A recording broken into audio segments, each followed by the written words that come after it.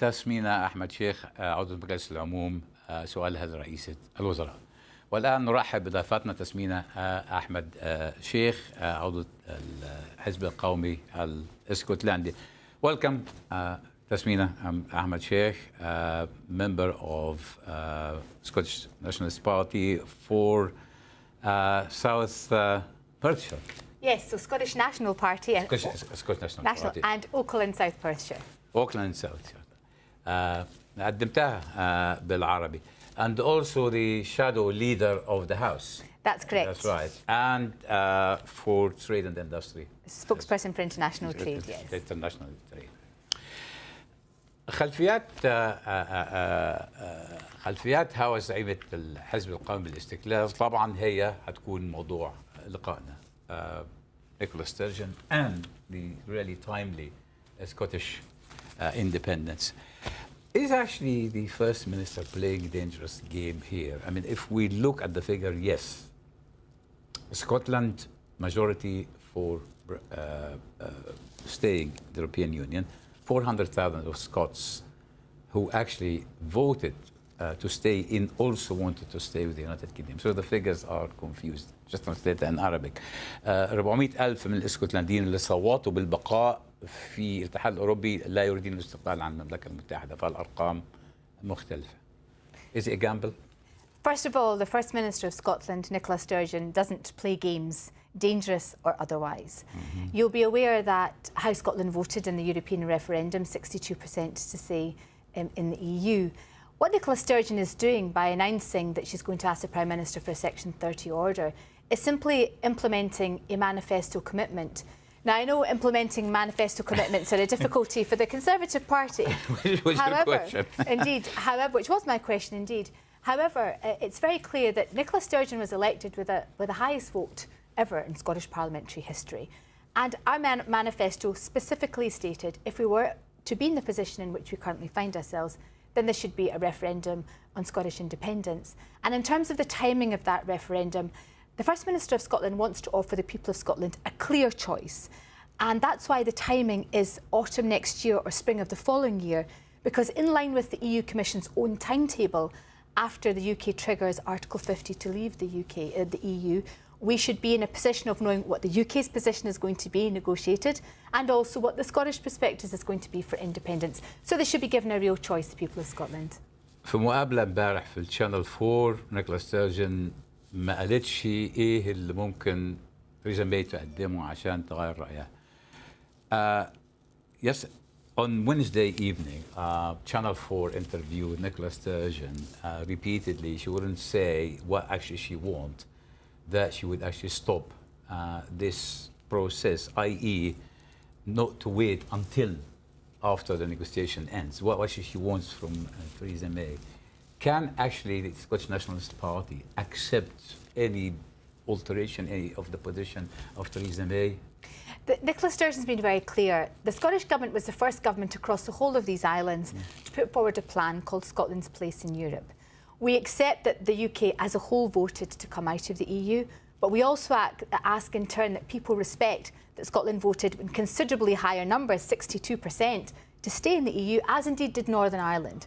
So the First Minister put forward a compromise agreement. In that agreement, it had 3 stages. The first one is that the whole of the UK stays in the single market. As you'll be aware, Theresa May rolled that out in her Lancaster House speech in January, which is very bad for the economy of the whole of the United Kingdom and, of course, by definition, Scotland. The second option Nicola Sturgeon put to the Prime Minister was, can you please negotiate a differentiated agreement for Scotland whereby Scotland can stay in the single market, even if the rest of the United Kingdom wants to leave. And of course, there are other parts of the UK who are looking for differentiated agreements and different industries, like the car industry in Sunderland, like London. I think even Sadiq Khan has suggested a different deal for London. We are still waiting to hear from Theresa May whether she's going to take that position forward to the EU or not. But in the absence of any indication to the contrary, the First Minister is now reverting to part 3 of the plan, which was there should be a genuine choice for the people of Scotland. We cannot allow ourselves to be taken over the cliff edge, terminology used by the Prime Minister herself. So we need to take positive action to protect Scotland's position, and that's precisely what she's doing. Do you want me to stop?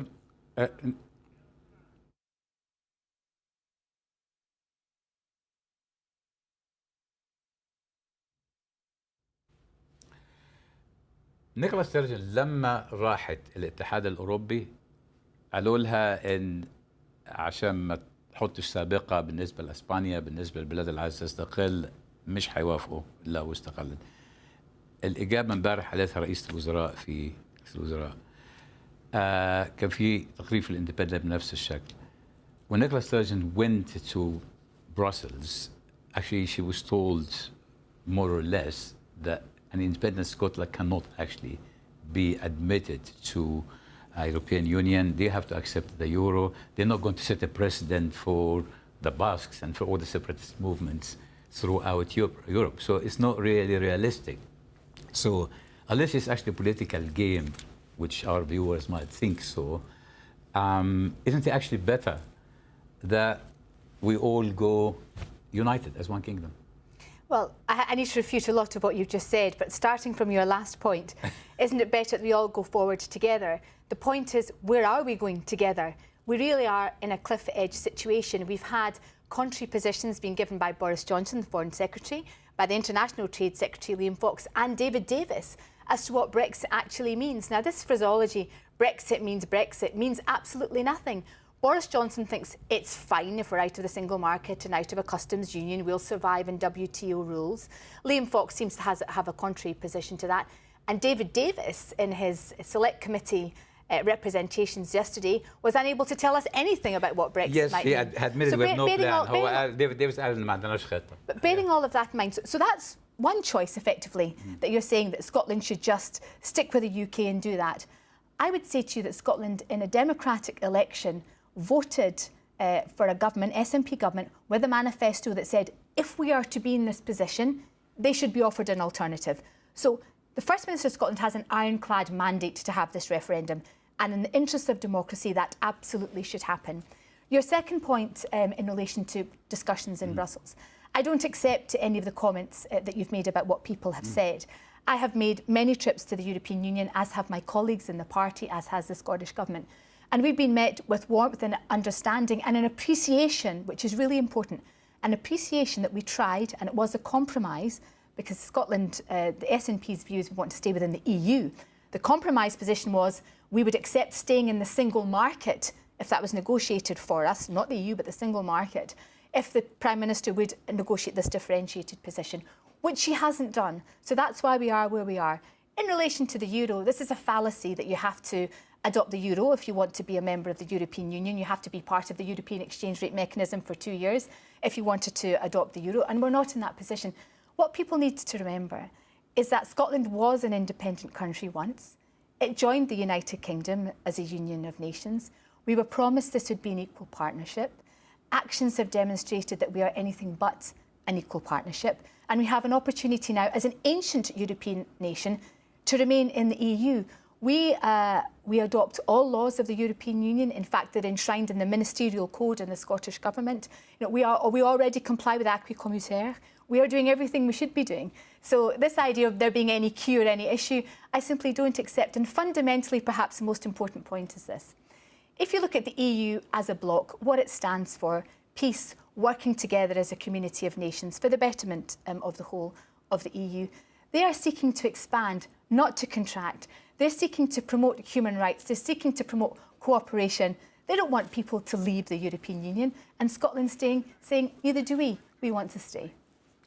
Okay, just one quick answer.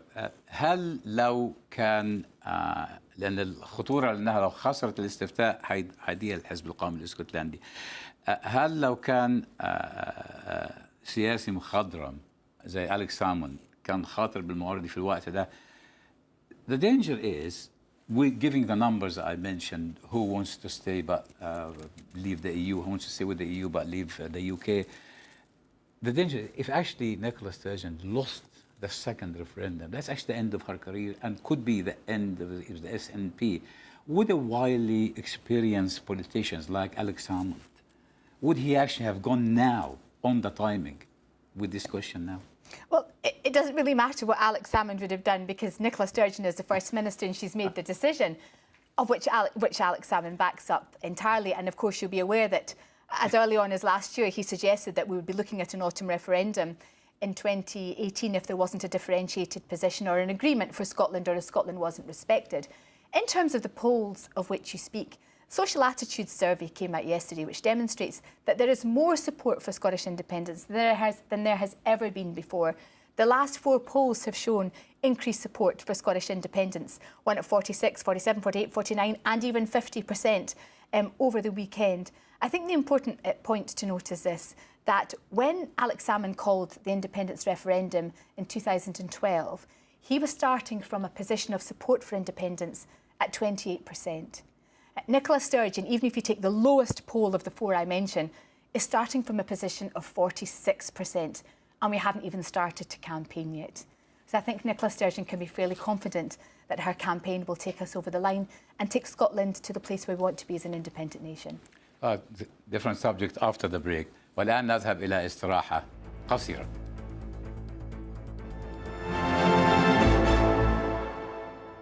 السؤال على ما حدث في مجلس العموم. أنت كنت عضوة في كذا حزب أكثر من مرة، والأداء اللي أداه كوربون زعيم المعارضة كان سيئا. Back to Prime Minister questions and your excellent question which went around of the news. You're a member of the Tories, then of the Labour, before joining the SNP. Angus Robertson really had a very good whip with the screeching wheel and saying, what do you think of Corbyn's performance, actually? Well, you've done a very interesting segue into a question, so I'm going to address your first point. What people don't know is that my father, my late father, who I lost a couple of years ago, was a Conservative Party councillor way back in the 1980s. So from a very young age, I was brought up in a Conservative family. You were 10 years old. I was young. Brought up in a Tory family household, as my children are being brought up in an SNP family household. So my connections with the Conservative Party started then. But I left the Conservative Party 20 years ago. I have not been a member of the Labour Party. The only thing I did in relation to the Labour Party was to attend a meeting at the request of my father-in-law, who was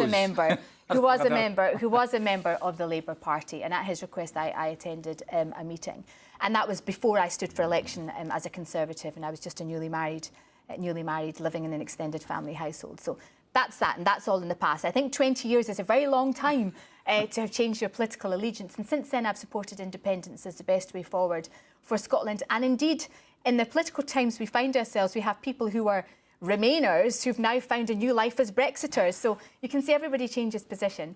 Your point about Angus's question yesterday is a good one, because since we came to Westminster in 2015, it's very interesting the comments we've received where people have said, oh, there's a Scottish voice at Westminster now. It does beg the question, what were the Labour Scottish MPs doing in all of those years when they were at Westminster that it only now feels at the Scottish representation? Point number one. Point number two is Angus, every week without fail, asks questions as if, and prepares them as if he was, in fact, leader of the official opposition. And I think the viewers, the public across the UK, expect now that we will pick up the mantle and that Angus will ask the important questions of the day, the salient questions of the day, which is precisely what he did. إذا كانت رئيس الوزراء بتخاف من عناوين الصحف، هل في هنا خطورة أنها فعلا تأخذ موقف ضعيف في مفاوضات مع الاتحاد الأوروبي أو مع اسكتلندا؟ If the Prime Minister actually making a quick U-turn after couldn't take the heat of headlines of the newspaper, us journalists always to blame, is she really that strong? Which is the point that Angus Robertson made. Is she actually that strong? Can she be trusted to be actually stand strong to any other outside challenge? Well, the question of trust is an important one. And I think, as I said earlier, in terms of manifesto commitments, if you're being elected to government on the basis of your manifesto prospectus, then people should be entitled to rely on the veracity of that. In the Prime Minister's case, she's reneged on the situation in relation to membership of the single market. She said yes to the single market.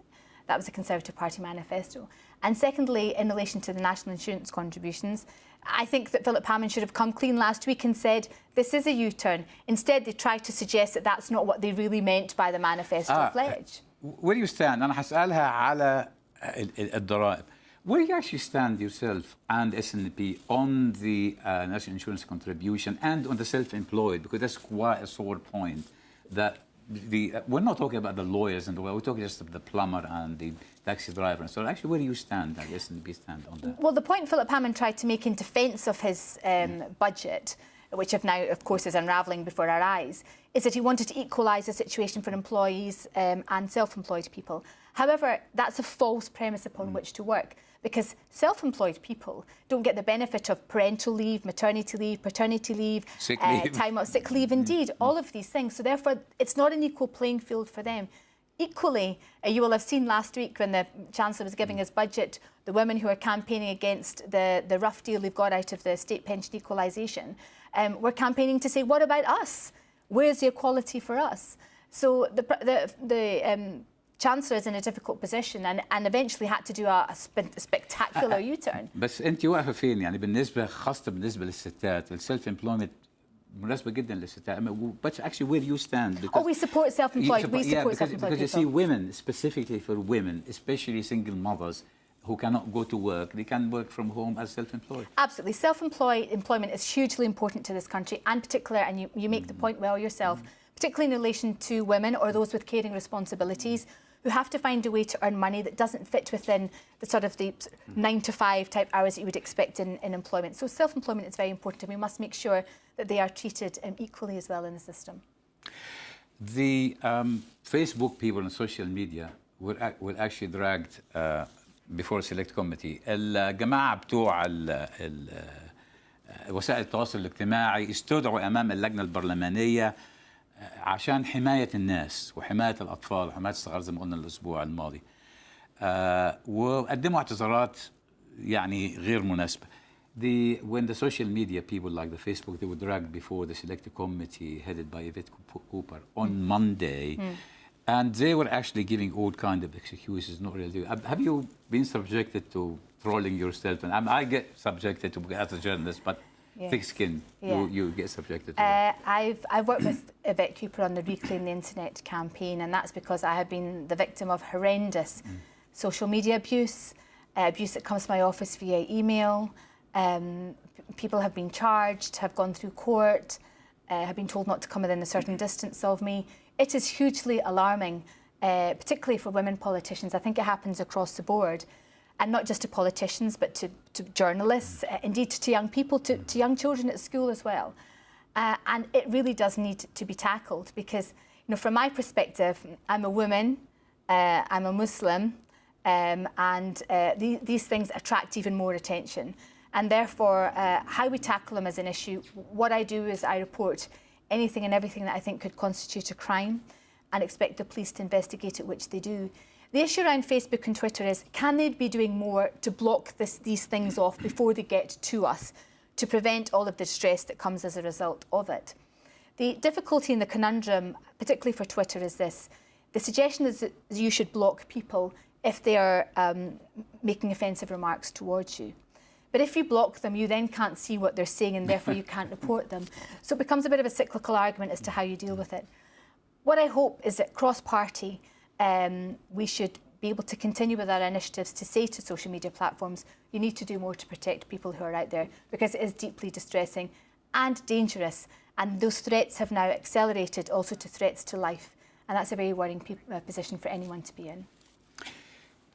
Well, إذا كانوا بيجيبوا لنا الإعلانات على جوجل ما بيعرفوش يعملوا ده. يعني if you actually look for a handbag or something on the internet, they bombard you with advertisement. And now they said, but we cannot block it.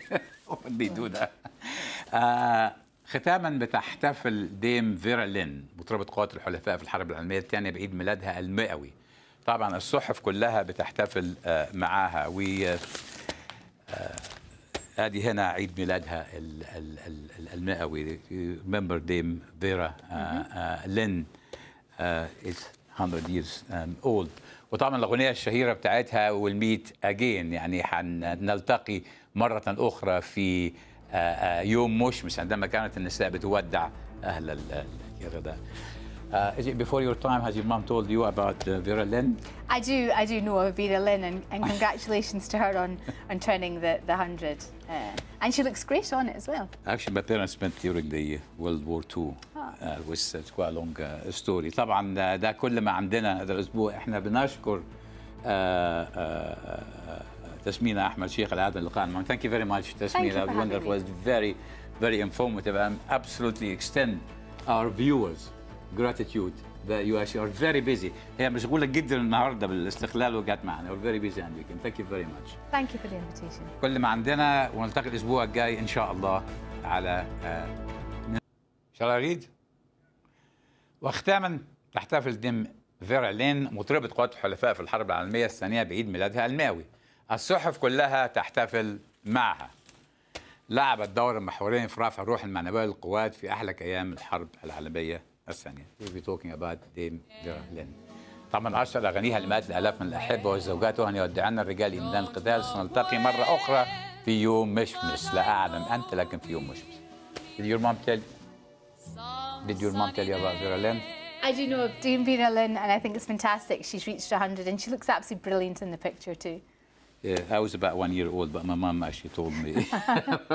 So thank you very, very much for actually coming. I mean, كانت مشغولة جدا النهارده جت معنا. You've been very busy and you've been very kind to come and enlighten our viewers, and I extend their thanks, millions of them. Thank you, Jazakallah. هذا كل ما عندنا هذا الأسبوع ونشكركم ونلتقي الأسبوع الجاي إن شاء الله من لندن.